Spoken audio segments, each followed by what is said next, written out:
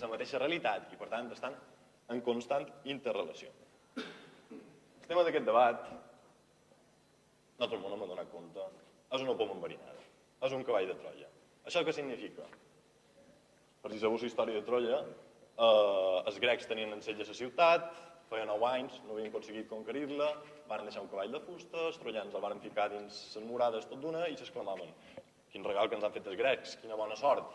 Com dèiem a Mallorca, hem regalat el mort, ningú fa res per no res. A dins el cavall hi havia els guerrers que van fer caure Troia. El mateix passa amb aquest debat. Davant la pregunta que l'inauguren, molt fàcil pensar. Un debat econòmic, que bé, els déus estan de la nostra part. Quan mos toquin sí, mos posam neoliberals, quan mos toquin no, mos posam keynesians, xerram molt de flexibilitat, de demandes, d'inversions, però no és aquest el tema real.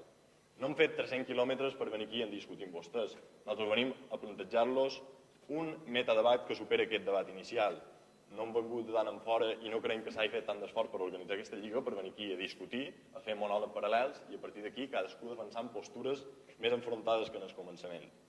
Per tant, a la vista de la connexió no se tracta tant de determinar si el mercat ha d'estar en el servei del treball o si el treball ha d'estar en el servei del mercat, sinó que se tracta d'analitzar mercat i treball, aquest binomi, a quin element s'han d'adaptar. No tenim la resposta a aquesta pregunta i esperam, per tant, que ens ajudeu a intentar entre tots construir i no simplement discutir i a veure si entre tots podem aproximar-nos a aquesta realitat que plantegem. Moltíssimes gràcies.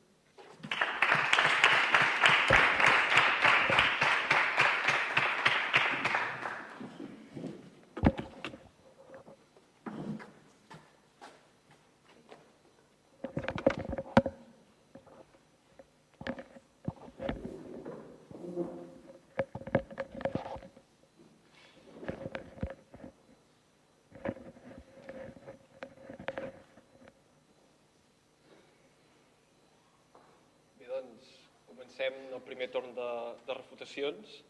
Sens dubte que ha estat una mica heterodoxa la seva presentació i nosaltres ens agradaria centrar una mica el debat, si em permeten, i anar a les qüestions substancials que voldríem explicar.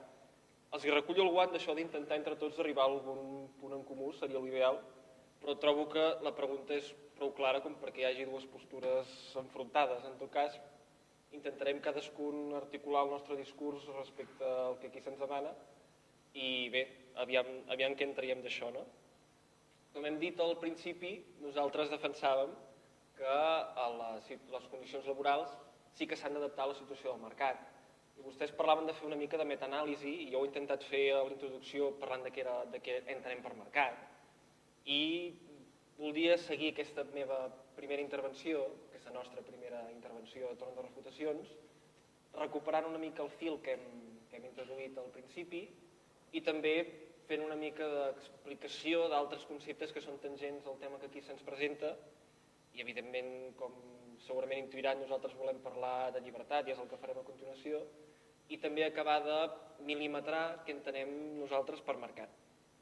Bé, el que dèiem, repeteixo per recentrar el debat. Nosaltres defensem, com ja hem dit, que sí, que les condicions laborals s'han d'adaptar al mercat. I dèiem que ho fem per una qüestió de llibertat, en tant que, com hem dit, el mercat som nosaltres i som nosaltres els que hem de decidir sota quines condicions laborals hem de treballar. I nosaltres, per això, apel·lem a un valor que creiem